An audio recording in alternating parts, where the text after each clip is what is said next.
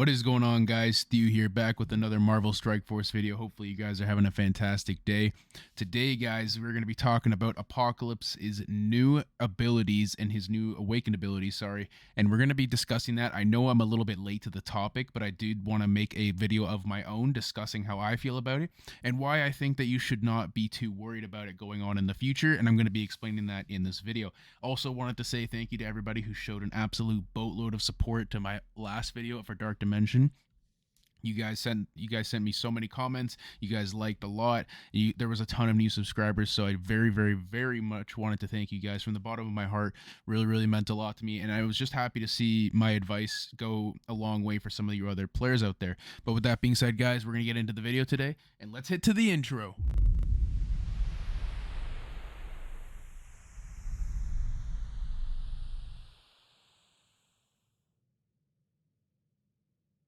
Alright, guys, so we're going to be talking about Apocalypse's new awakened abilities today. He finally got the rework we were all looking for, where they basically put his rework into awakened abilities. And honestly, this is perfectly fine with me. As long as they make it available to everybody in some way, then it doesn't matter to me.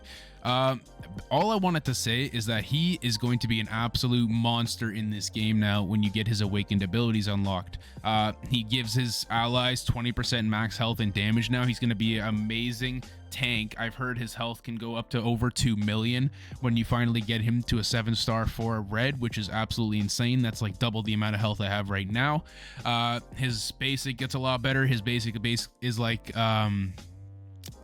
it does like a crap load of bleeds to primary and secondaries, and then it adds drain in there. If it applies to vulnerable offense down, defense down, they basically just added way more, and it costs 8 ability energy for his ultimate now. This is going to make him a lot more viable in Dark Dimension as a character. I know when I did my last video, which was 2 days ago, thank you for all the support on that video, by the way, really appreciate it.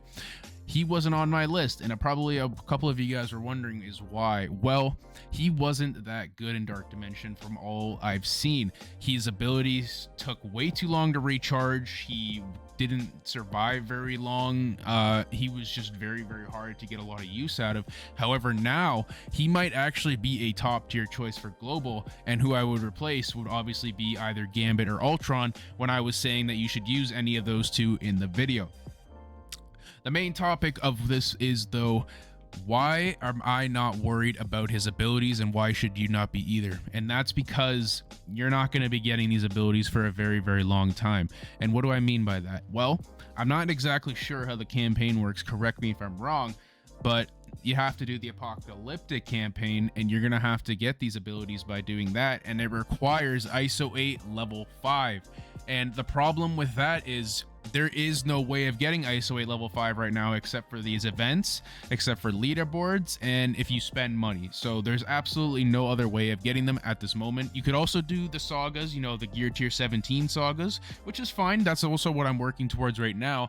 I actually finally just got the gear, which is why I have Wong Hearted, to take my Wong to gear tier 17. I'm going to be building them up in order. I can also do a video about that later, but for now we're talking about Apocalypse. Don't let the FOMO kick in for his abilities, guys. By the time you get his abilities, or at least by the time I get his abilities, it's gonna be probably within 6 months from now to a year. And what's going to happen in 6 months to a year? There's going to be a new character. There's going to be better characters. There's going to be characters that are kind of counter him, I'd assume. He's only going to be a top tier choice in the meta for so long. His abilities, however, will definitely make him good as a plug and play character for those other new characters coming along in the future. Again, with the 20% max health and 20% max damage, he's going to be a very good character in the future for a long time. I personally don't recommend anyone get scared about missing out on his abilities. The best way to build in this game is to build smart, to build efficiently, and to keep up with the meta as much as possible. Build your roster tall, not wide. And what I mean by that is, for some characters, I'm still resistant to build my Masters of Evil. I'm finally building them because I saw Nova's kit and I saw how good he is. I saw that he's going to have a battlefield effect, and we all know how good Red Hulk is going to be for when Nova comes out. So Masters of Evil for me were on the back burner for such a long time because I was only basically building Apocalypse characters and raid characters. Also, another topic for a video about raid characters and why I don't like raid specific teams. That's probably going to come in the future.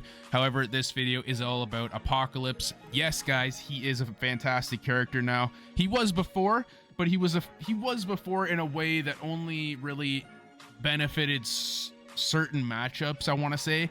Yes, he's a really good character. He can delete a character with one punch, and I like putting it on 1 times when he does his 1 punch. It's always a lot of fun.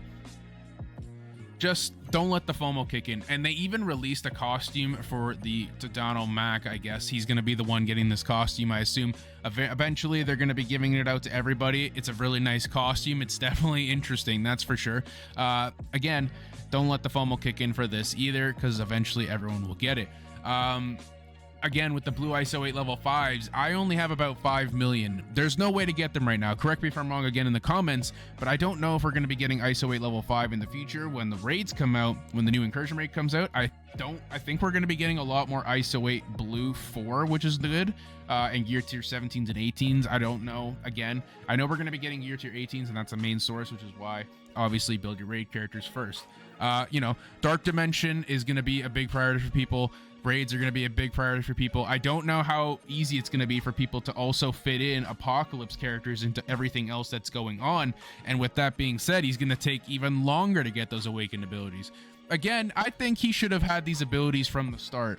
It's nice that they're being added in as awakened abilities, but I don't think it's really...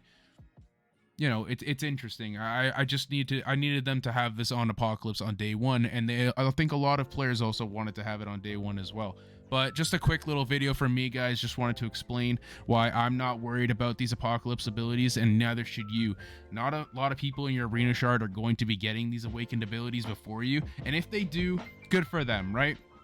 Don't focus on what other people are building. Don't focus on how other people's Apocalypse progress is going. Focus on yourself, and that's going to make the game a lot more fun for you in the long run. I know it has for me. When I used to spend to keep up with those big players back when I first started playing, I had really big teams, but when I was done building everything, I had nothing left to do. I was basically just sitting there twiddling my thumbs, and everything was boring. I was one-tapping everything. There was no challenge. So, you know, if you spend money, I'm not going to tell you how to play the game. You know, personally, I spent a lot of money on this game back in the day when I first started playing, when COVID was around, so I had nothing better to do with my life. And now that I've been playing free to play for almost a year, I just find it an absolute change, like a great change of pace for how much more fun I'm having with this game. I just enjoy all the animations, and I love Marvel characters, and that's just my opinion as well. Don't want people to worry about Apocalypse's awakened abilities. You'll get them when you get them. That's basically the whole point of this video. And when you do get them, enjoy yourself, have fun in that moment. Is there a rush to build them? No. Are you going to enjoy it when you do? Absolutely.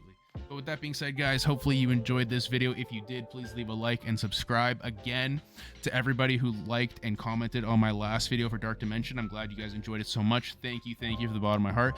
Really meant a lot to me. And I'm going to be recording a lot more Marvel Strike Force content in the future, so, you know, look forward to that as well. But thank you again for watching, guys. Like and subscribe and all that good stuff, and I'll see you later.